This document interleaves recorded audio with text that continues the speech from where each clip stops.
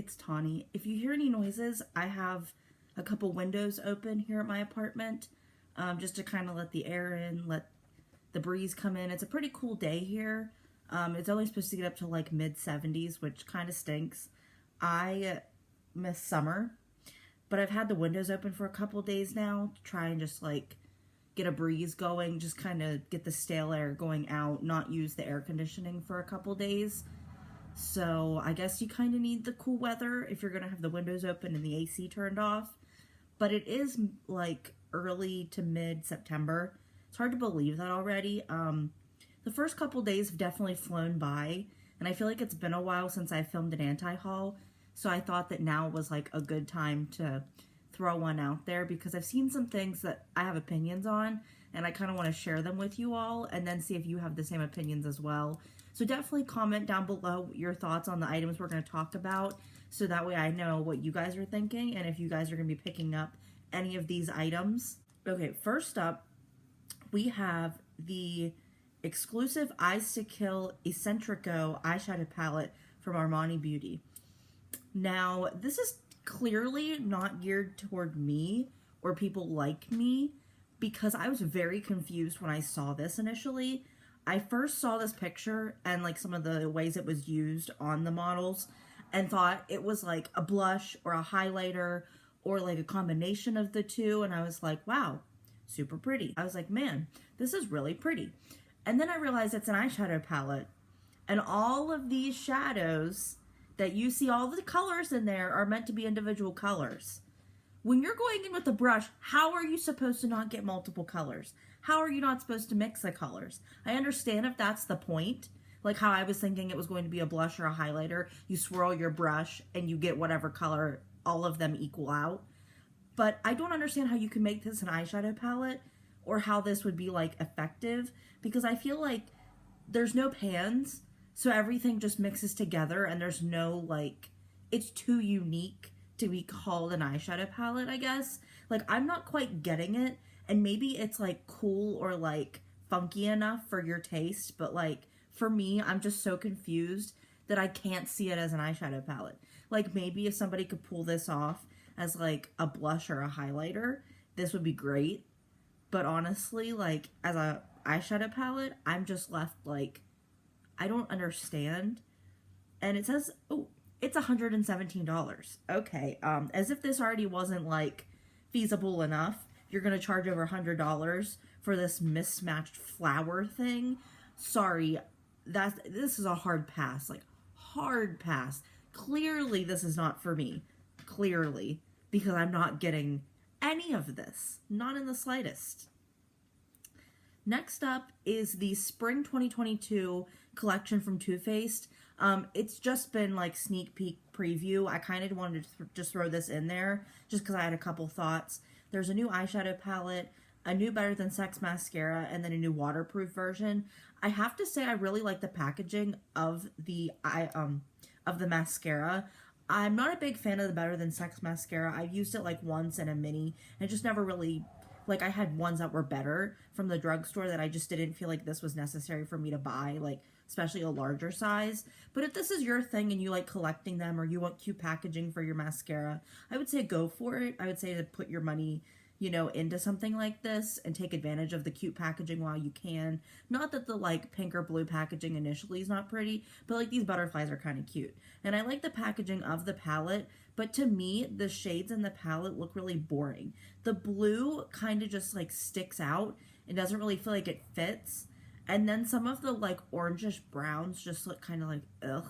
Like, I just kind of feel like they grabbed a bunch of shadows, threw them in this palette, and were like, here's an eyeshadow palette, take it, guys. Like, it's not the worst thing, but it's not the best thing, and I'm not really impressed either way. So I'm not going to be buying this palette for sure. Like, I already know that now. So, yeah. Next up is the new Flyliner Liquid Eyeliner by Fenty Beauty in the shade In Big Truffle. It's a silky satin chocolate brown shade. It's going to be $22. I've heard really good things about the initial one, about the original black shade, and how nice it is to use with having this like felt tip pen kind of a thing. So I think if that's your thing, you should definitely pick this up. I don't use brown liner. I don't use liner in general, but I don't use brown liner. I don't really use brown mascara. I just stick with brown eyeshadow and then cover it up with like with black lashes. So I just kind of don't like, this isn't for me, but if this is your thing, I think this would definitely be worth picking up. Next up is the One Size setting sprays. There's On Till Dawn mattifying waterproof setting spray, and then there's the Preserve the Serve luminous setting spray, both $30. I think this could be cool. I think the On Till Dawn, having that in the canister spray, it looks like it's a continuous aerosol mister type thing. That looks like it could be cool. I don't like Patrick Starr. I don't like One Size Beauty. I don't really like supporting someone like him after everything that's happened in the past. So I'm not going to be picking this up. I think this could be interesting if it works. It could be something new for people to use. But I have what works, and I don't really want to try this and then end up supporting him in that way, you know? Next up is the Patrick Ta Major Volume Mascara. I have to say, in the pictures that I've seen of this mascara being used, like the before and after, I'm not very impressed with the way the eyelashes look. Like, when you have a chance to, I know this is like wrong, but to like fake the lashes, put false lashes on, make the lashes look so much better than they actually will be with the mascara, and they don't take advantage of that, and they just give you like a smidge darker lash. It just doesn't look like it would be that great. I don't know, I have to see like another YouTuber use it, see how they like it, see it like in action, if I would like it, but it to me just doesn't seem like something I would personally like, even though I do typically like the kind of wand that this has. It looks sort of like an hourglass, but not quite, but enough that I feel like it would provide that volume and that lift and everything that I would want in a mascara, but this just isn't, it doesn't look like it's doing enough to catch my eye enough to want to buy it. Next up are the lip creams from Colourpop. They're the Fresh Lips. There are 1, 2, 3, 4, 5, 6, 7, 8, 9, 10, 11, 12, I think, shades. I think I counted right. Yeah, 12 shades. I think these shades are really cute. I really like a lot of the nudes and like the pinkier tones. I think they look really pretty. I'm not sure how this formula would be. I've heard it's a like more creamier formula than like their other lip products in this kind of packaging. I feel like they've come out with something like this before, so this kind of to me seems like sort of a deja vu moment. I don't know. I think Colourpop comes out with way too many lip formulas, and it can be hard to discern like which one's which and what does what, and do I already have this one? Do I need to pick up a new one? Like, it's just so difficult, and I felt that way when they initially came out with just the matte and glossy lipsticks, like the liquid lipsticks. I just thought that was already so confusing that having all of these, which, I mean, any brand could be that way. I'm not like picking fun on Colourpop specifically, but to me, I'm not sure if I would like these, but maybe they would look really cute. So it might be something to look into when there's a sale or free shipping or some sort of like good deal on their website, you know? Next up is the Essential Nudes Perfumes from KKW Fragrance. There are 4 of them. You can get them in a bundle for $140 or pay $40 each. When I first saw this, I thought these bottles were ugly, like hideously ugly, like could not understand how disgusting this looked. And I'm like, man, are these supposed to be like a nude body? Like, I'm not quite. And then I was like, oh, it's the Essential Nudes. Like, it all clicked. I mean, I've seen this picture for like weeks now, so this isn't anything new. It's just something I wanted to throw in there. I just personally would not be picking these up. I think this is ugly. I wouldn't want to have this on my countertop or like on a display or anything. And regardless of what it smells like, it to me just does not interest me at all. So we're passing on that. Next up is the Cushion de Beauté Refillable Foundation from Gucci. It is $56 and comes in 6 shades. They were comparing those shades to toast. Toast. Not burnt toast.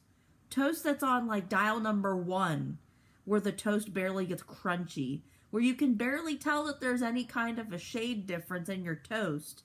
Like, your bread hasn't really gone to toast yet. You just put it in a toaster and call it toast.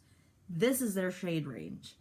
I cannot believe we, in 2021, are being subjected to things, to garbage like this, from brands who have money and can afford to expand their shade range. I cannot understand we are still dealing with this crap right now.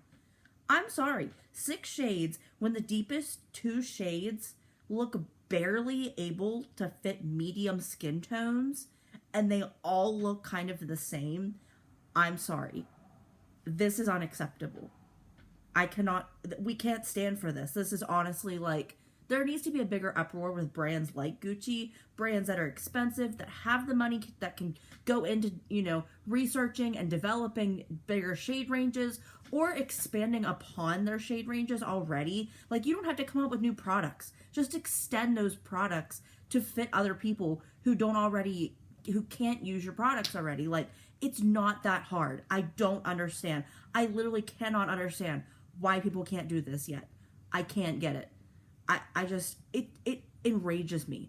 A brand who actually did this years ago, Fenty Beauty, is coming out with the Bomb Posse palette. It's the Mega Eyeshadow Palette, and there's also going to be a blush and highlighter palette, and then I believe some other products, but I didn't have that written down. I have to say the eyeshadow palette looks very light for a brand that pushes out a lot of deeper skin tone-esque products. When I initially saw this, thought this would look dusty and almost chalky on someone with deep to dark skin tone. And I'm not sure if it actually would do that. I'm not going to call Fenty out or anything, but I'm just very curious if this would actually work. Because there are some deep tones in here, but not a whole lot. And some of the pictures make this palette seem way too light to fit most people. So I'm kind of confused about that. I'd like to know the thought process behind all of this to actually see if it works, mainly. But to me, I don't need another neutral palette that looks kind of bland like this, so I'm going to be passing. Next up is the retro eyeshadow palette from Natasha Nona. Now, I don't remember what the mini looked like, but apparently this is an extension of the mini. It's like a bigger version of the mini, instead of having a mini from the big one, if that makes sense. I think this palette is kind of cute. I like the lilac shades in here. I think they're really nice, but I feel like a lot of the shades are repetitive, and in a palette that's going to cost you like $60 some, no. I'm not really interested in this shade, these shades anyway. I really do like purples and burgundy tones, but I find that this is so boring that I just am not interested. And I feel like right now is a weird time to release a palette that seems very Valentine's Day, springy almost, when we're going into fall. I understand burgundy and deep purple tones, but this just doesn't scream that to me. It just screams hey, we needed something to release. Here you go, guys. Next up is the new collection from Too Faced. We have another one, but this is actually coming out now, and it's the Cinnamon Swirl and Spicy Eyeshadow Palette. Yeah. And then there's some liquid lipsticks, and they're coming out with some other lipsticks. I want to talk about the eyeshadow palette because that's the only thing that really, interests anybody. I've seen a review of this from Teresa's Dead, and she really likes this palette. She also really liked the one from last year, which made me consider looking for it online somewhere and buying it. I've wanted to try all of these holiday palettes because they look very up my alley. Especially last year's looked really pretty. After the year before looked pretty too. It's my thing. They're my colors. That's what I'm trying to get at. So I think this is kind of cute. I think if you're interested in these colors, I would say to test it out maybe. See if you know somebody, or look up a review of someone who likes it or has tried it, and see then if it would be a good fit for you to purchase this. But I'm not mad at this. I think it's kind of cute. I think it's cool that they've been keeping up with the same kind of theme every holiday, but at the same time, move to a new one the next year. You know what I mean? Like, you don't have to keep going the same thing. Like, we get it, you do that with Better Than Sex mascara, but like, you don't necessarily have to keep doing that to everything. And then next up we have the It's a Mood 30 Pan Eyeshadow Palette from Colourpop. I think this is really cute. And when I first saw this, I was really intrigued by all these colors, especially the blues. Even though they kind of look all the same, they're just like the same shade with different finishes, which there's nothing wrong with that because sometimes people like that. But then I saw a comparison between this palette and the Kathleen Lights 30 Pan palette, the something Gems, Jewels, something like that. Oh, I have it. It's not around me, but I have it. It reminded me of that. And I saw a comparison that a lot of the shades were so similar that if you had the Kathleen one, you didn't need this one. So I was like, good. That's a good reason for me to talk myself out of getting this one because I already have it. And I don't necessarily use the Kathleen one as much as I'd like to say I do. So I can definitely pass on this one. But I do think it's really cute. And I really like that like peachy tone in the background, like the background color of the palette. Because I think that kind of like makes the other colors pop. Because it's not so similar to all the colors in the palette. So yeah, I think it's kind of cute. If you're interested in it, I'd say go pick it up. And then finally, we have the most interesting thing to talk about. And it is the Hipdot and Game Night collection featuring the Monopoly Money Moves palette, the Play-Doh Super Color palette, and the Ouija board palette. The Monopoly palette's 30, and then the Play-Doh and the Ouija board palettes are 26, which I don't think is bad prices. I have not heard good things about Hipdot enough to feel comfortable purchasing these. And when I went on their website, the Play-Doh palette kind of looked really bland. Like, I was expecting very bright, vibrant colors. The Monopoly palette actually looked the most interesting, but I feel like the pans are so small and there's so much wasted space that I don't really want to get a palette that, like, half the palette has nothing on it, you know? Like, it's cute, but I'm just not seeing myself, like, I don't know. And the Ouija palette, I think would be super cool, except... I don't know. I really like the packaging on the Ouija palette, and the colors aren't terrible. They're very fall-esque, but for some reason I was expecting a little bit more grungy tones to try and, like, really amp up the fact that the Ouija board's kind of sketchy and scary. Like, I kind of wanted that whole vibe to, like, keep, like, to tie in together and, like, keep going with that, but it didn't quite hit the mark for me. So I'm gonna have to pass on all three of these just because they're not enough for me to want to buy them, especially at the price tag that they are. It's a little bit more expensive than I'd feel comfortable buying any of these. So yeah, let me know what you guys are going to purchase in the comment section down below. It's a really interesting grouping of products we talked about today. A lot of stuff I wasn't expecting. I mean, I hate to say we weren't expecting a bad shade range from Gucci, but like at the same time, you know, brands at this point, they're in it for the money. They're not in it to, like, be there for you, you know? And it sucks to say that, but yeah. Thank you guys so much for watching this video. Don't forget to like, share, and subscribe. Ring that notification bell down below so you get notified of when I upload my videos. I really hope you guys like this one, and I will see you next time. Bye!